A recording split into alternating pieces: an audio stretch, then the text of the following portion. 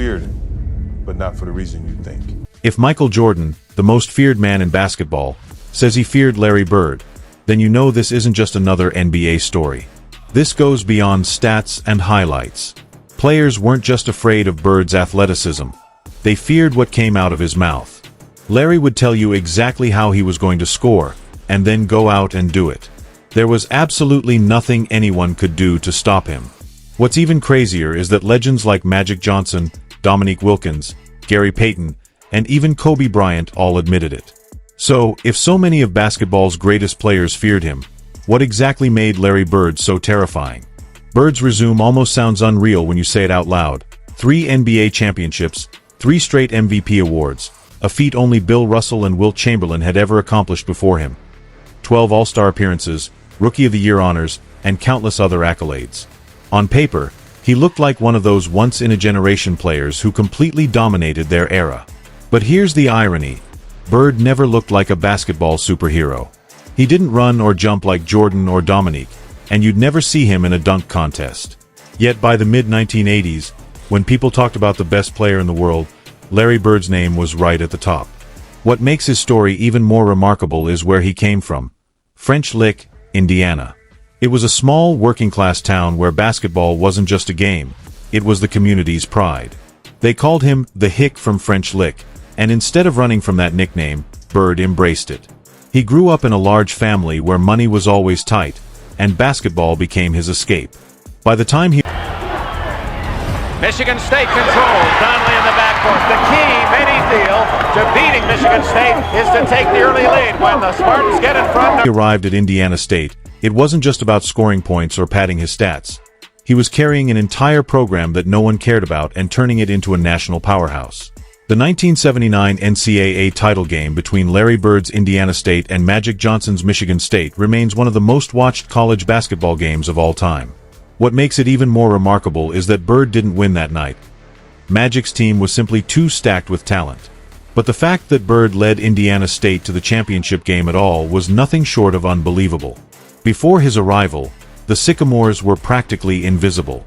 Then, almost overnight, they were on the front page of every sports section in America. That game wasn't just a great TV moment. It marked the beginning of one of the most iconic rivalries in sports history. Even in defeat, Bird's legend only grew. People realized he wasn't just a college star having a lucky season. He was the real deal. So when the Boston Celtics finally got their hands on him, the timing couldn't have been better. The team had just come off one of its worst seasons ever, finishing with only 29 wins in 1979. Then Bird arrived as a rookie, and everything changed. The Celtics jumped to 61 wins, a massive 32-game improvement, largely because of... Allen level, Bergson brings it down, you see 2 seconds, 1, and the world champions, the Boston Celtics. One player. And Bird didn't need any adjustment period to find his rhythm. In his very first NBA season, he averaged 21 points, 10 rebounds, and nearly 5 assists per game. From the start, it was clear that Larry Bird wasn't just good, he was special. Most rookies take years to adjust to the NBA, but Larry Bird showed up looking like he'd already been running the league for a decade. What people often forget is how much he elevated everyone around him. Veterans like Dave Cowens and Tiny Archibald, players many believed were past their prime, suddenly looked rejuvenated.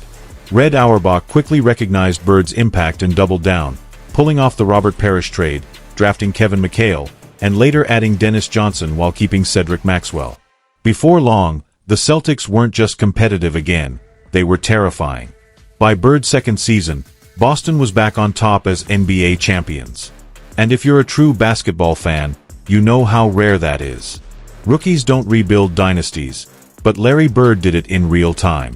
At first, the league's reaction was pure respect. Players admired his stats, his toughness, and how he single-handedly made the Celtics relevant again. But respect only goes so far. Fear is deeper. Fear is when you start second-guessing yourself before the game even begins, all because of the guy standing across from you. Those first few years built Bird's foundation. The resume, the underdog story, the Boston turnaround. But the fear came later, when he began calling his shots out loud, and then forcing defenders to watch him make them. When people talk about Bird's trash talk, It wasn't the typical, "you can't guard me" kind of talk. Everyone says that. What made Bird different was that his words I'm like, he's like, I am the best shooter this game, and he's saying it out loud so everyone can see. I'm like, oh my God, he's outing me at my home in front of all my family and friends. I'm the best shooter this game has ever seen. felt like a prophecy. He'd tell you exactly what he was going to do, and then he'd go out and do it. That's what broke his opponents. Imagine someone telling you they're about to hit a jumper from the wing, and then drilling it right in your face. You're not just losing on the scoreboard, you're losing in your mind. And that psychological warfare was Bird's true specialty. Just ask Reggie Miller. His rookie year provided the perfect example of how Larry Bird could destroy you with words just as easily as he could with buckets. Reggie Miller grew up idolizing Larry Bird, and then one day, he suddenly found himself sharing the court with his hero. But Bird wasted no time reminding the rookie who was in charge. He walked right up to Reggie and said, "You're the guy they drafted ahead of me." Of course, that wasn't true. He let me know from the start of the game what he was going to do. He really did. He let me know. Before the game, he told me, he was like, he just shook his head at me. He said, "Man, it's going to be up night for you." So what did he put up? I think he gave me, what he gave me, I think he gave me 40. Reggie was drafted in 1987, nearly a decade after Bird in 1978, but accuracy wasn't the point. Larry wasn't trying to state a fact. He was trying to get inside Reggie's head. And for a young player facing his idol, it worked perfectly. Bird then proceeded to torch the Pacers with jumper after jumper, as if he were making a statement. Reggie has told that story countless times because it was the moment he realized Larry Bird wasn't just a great scorer, he was a master of psychological warfare. And if that sounds bad, just wait, because Shawn Kemp might have the most humbling Larry Bird story of them all. Shawn Kemp entered the league as a freakish young athlete, a walking highlight reel with explosive hops and raw power. He had all the athleticism in the world, while Larry Bird had none of it. On paper, the matchup should have been completely one-sided in Kemp's favor. But Bird never needed Larry Bird played in this era. I think he'd be in Europe. to out-jump anyone. He beat you with his mind and his shot. Kemp has told the story himself. During his rookie year, he went up against Bird, who looked him over, sized him up, and casually told him exactly where he was going to score. Then, just like that, Bird hit the exact shot he'd called. Kemp later admitted the moment rattled him. Because really, how do you defend that? You're young, full of energy, trying to prove yourself, and the veteran across from you not only predicts your failure but makes it happen right in front of you. And then there's the famous three-point contest story, one of the most legendary Larry Bird moments ever. What makes it so incredible is that it didn't even happen in a game. That wasn't a joke. That was Larry Bird telling everyone the event was already over. Then he went out, hit 11 straight shots in the final round, and won the three-point contest without even taking off his warm-up jacket. The whole thing felt like pure theater, but for Bird, it wasn't an act. He genuinely believed he was the best shooter alive, and then went out and proved it in front of the entire league. What made that so terrifying wasn't the talk itself. It was the fact that his words always came true. Anybody can trash talk, but Bird's words were guarantees, and he used them like weapons. The moment he called his shot, you were already thinking about it, already tense, already bracing for what was coming. That boy, he can play, man. He turned it out. He didn't have the fastest first step or the flashiest moves, but it didn't matter. If you hesitated for even half a second because you were still processing what he'd said, the shot was already in the air, and more often than not, it went in. That's why players feared him. It wasn't just that he scored, it was that he beat you twice, once in your head and once on the court. Of course, not everyone bought into the Bird mythology. Dennis Rodman, who rarely gave out compliments, wasn't impressed. He once said Bird wasn't tough to guard, just a fundamentally sound white guy who could shoot.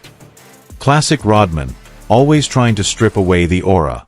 But he didn't stop there. But here's the thing, even when Dennis Rodman tried to tear Bird down, he ended up proving the point. Larry Bird didn't scare people because he was flashy or explosive. He scared them because he turned simplicity into inevitability. For a defender like Rodman, who thrived on chaos and unpredictability, Bird was maddening to guard. He wasn't playing mind games in the traditional sense. He was boring you to death with the same move you'd seen 1,000 times. The difference was that he'd tell you exactly what he was going to do first, and then you'd still watch it go in. That was the essence of Bird's psychological warfare. He weaponized predictability. Every shot he called, every prediction he made, carried the same message. Once Larry decided how a possession would end, there was nothing anyone could do to stop it. It was inevitability disguised as trash talk. And once opponents started to believe it, the game was already over before the ball even left his hands. And it wasn't just rookies or role players who felt the Bird effect. The legends did too. When people talk about Larry Bird, it's often other greats who line up to tell stories about him. Take Magic Johnson, for example. Their rivalry practically built modern basketball. It started with that 1979 NCAA title game, still one of the most watched college basketball games in history. I would always ask questions and try to learn as much as I could. Right? And carried over into the NBA, where Celtics versus Lakers became the heartbeat of the league. Magic has always admitted that Bird wasn't just his rival. He was his ultimate measuring stick. Magic's game was built on flash, speed, and showtime energy. But every time he faced Bird, he knew there was someone on the other end who could slow everything down, control the tempo, and kill him with pure efficiency. Their battles throughout the 1980s weren't just games. They were spectacles. Moments that defined an entire era of basketball. And Magic himself has said it plainly. Larry Bird was the toughest competitor he ever faced. The proof of that is written all over their history. Then there's Dominique Wilkins. Everyone remembers the 1988 Eastern Conference semifinals when he and Larry Bird went shot for shot in one of the greatest duels in NBA history. Dominique exploded for 47 points, while Bird answered with 34, but it wasn't about the numbers, it was about the timing. In the fourth quarter alone, Bird dropped 20 points, and every single basket felt like a dagger to the heart. Dominique later called it the best game ever played between two forwards. And even though the Hawks came up short, he openly admitted that Bird had something different, an edge that couldn't be measured in stats. That game became legendary not because one man dominated the other, but because both went supernova, and Bird still found a way to win. For a player as confident as Dominique to tip his hat like that tells you everything about the kind of respect Larry Bird commanded in real time. Gary Payton brought a completely different flavor to the conversation. Known as the Glove, Payton was one of the greatest trash talkers in NBA history. He'd chirp, taunt, and get under his opponent's skin all game long. But even he admitted that Bird's trash talk was on another level. Payton said he was shocked because Bird didn't just talk random nonsense. He talked specifics. First 2 points of the game for Larry Bird. Celtics have an 11-point lead. Jordan on the rebound. He'd tell you exactly what he was about to do, and then he'd execute it perfectly. Payton called it disrespectful and beautiful at the same time, because it wasn't just psychological warfare, it was a masterclass in precision and execution. Even Kobe Bryant, who came along after Bird had retired, gave him massive respect. Kobe was a student of the game, obsessed with film, details, and greatness. He studied Bird the same way he studied Jordan. He admired how Bird manipulated defenders, used his body to create space, and never wasted a single movement. To Kobe, Larry Bird wasn't just a shooter or a trash talker. That wasn't Michael Jordan out there. It was God disguised as Michael Jordan. He was a tactician who mastered every inch of the court. Kobe even said that Bird was one of the players he modeled his footwork and patience after. And coming from Kobe, that's the ultimate compliment. When you line up all these testimonies, from Magic, Dominique, Payton, Kemp, and Kobe, the picture becomes crystal clear. These were players from different eras, with completely different games and personalities, yet they all reached the same conclusion. Larry Bird wasn't feared because of his athleticism. He was feared because even the best players in the world couldn't stop him from doing exactly what he said he was going to do. And to top it all off, even the greatest of all time, Michael Jordan himself, didn't hold back when it came to giving Larry Bird his due. Yeah, that was Michael Jordan himself confirming everything we've been saying from the start. When Jordan first entered the league in 1984, he was all flash, athleticism, and raw talent. But the Bulls weren't anywhere near ready to compete with the league's heavyweights. Larry told all of us and the media, he said, tomorrow night's the last game of the trip, I'm going to play this one left-handed. Bird against Kersey. And at that time, the heaviest of them all were Larry Bird's Boston Celtics. Every time young MJ stepped into the Boston Garden, he wasn't just facing a roster full of Hall of Famers. He was walking straight into Larry Bird's personal kingdom. The Celtics dominated Chicago almost every time, and Bird made sure Jordan felt every ounce of that growing pain. Jordan could drop 30, 40, even 50 points, but Boston still walked away with the win. And Bird made it clear that the numbers didn't mean anything if the scoreboard didn't go your way. That was Larry's message. Greatness isn't about how many points you score, it's about bending the game to your will. And the perfect example of that came during the 1986 playoffs. Jordan delivered one of the most iconic performances in NBA history during Game 2 of the 1986 playoffs against the Celtics. An unforgettable 63-point explosion that left everyone in awe. He was unstoppable, slicing through one of the greatest defenses ever assembled, and by the end of the night, even the notoriously tough Boston Garden crowd gave him a standing ovation. It was that special. But what truly cemented the moment wasn't just the performance. It was what Larry Bird said afterward. In an interview, Bird famously described Jordan's game that night with a line that became legendary in basketball history. Think about that. The best player in the world at that time looked across the court, saw a 23-year-old dropping the most points ever in a playoff game, and gave him divine status. But here's the kicker. Even on Jordan's greatest night, the Celtics still won.